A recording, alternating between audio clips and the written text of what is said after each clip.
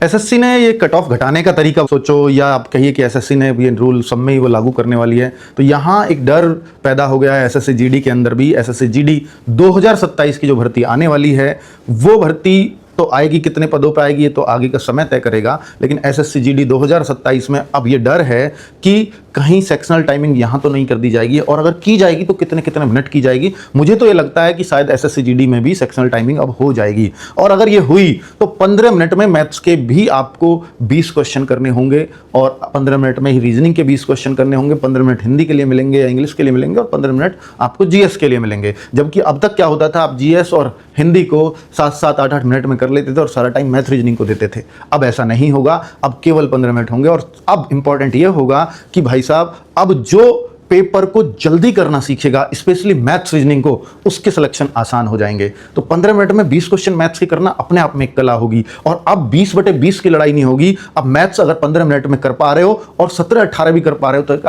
अच्छे स्कोरर आप माने जाओगे। तो एसएससी जीडी वालों, अब आपके लिए सेक्शनल टाइमिंग जरूर लग रहा है कि लागू हो जाएगी, लेकिन इसका पता चलेगा आपको नोटिफिकेशन पर हमें तैयारी अब उस हिसाब से करनी चाहिए। और अगर आप चाहते हो, बहुत सारे बच्चों ने अभी एज हुई होगी 18 साल, तो बहुत सारा नया बच्चा है जो लगातार ये डिमांड कर रहा है एसएससी जीडी 2027 के लिए बैच सर कब आएगा। तो हमारा एक उसूल है बच्चों कि जब तक पुराना वाला एग्जाम नहीं हो जाता, हम नया बैच नहीं लाते। तो पुराना वाला एग्जाम है 30 मई को खत्म, हम आपको 31 मई को इसकी घोषणा कर देंगे। 1 जून से या 31 मई से ही आप इसको खरीद पाएंगे, और आपकी क्लासेस 2-4 दिन में तभी शुरू भी कर दी जाएंगी, और फिर लगातार हम आपके एग्जाम तक बहुत अच्छे से आपसे कनेक्टेड रहेंगे। पिछले वाले बैच के बच्चों में बहुत अच्छे एग्जाम जा रहे हैं, लेकिन थोड़ा सा संतोष है बच्चों में कि हम तो बहुत मेहनत से पेपर दे रहे हैं, लेकिन लगातार नकल की शिकायतें आ रही हैं। तो बच्चों, इसके लिए भी लगातार आवाज उठाई जाती रहेगी, लेकिन ये कितने स्केल पर होता है ऑनलाइन में, इसका कोई भी पता नहीं लगा सकता। क्योंकि अगर कोर्ट में भी चैलेंज करें तो कोर्ट में भी सीधा बोलेगी एसएससी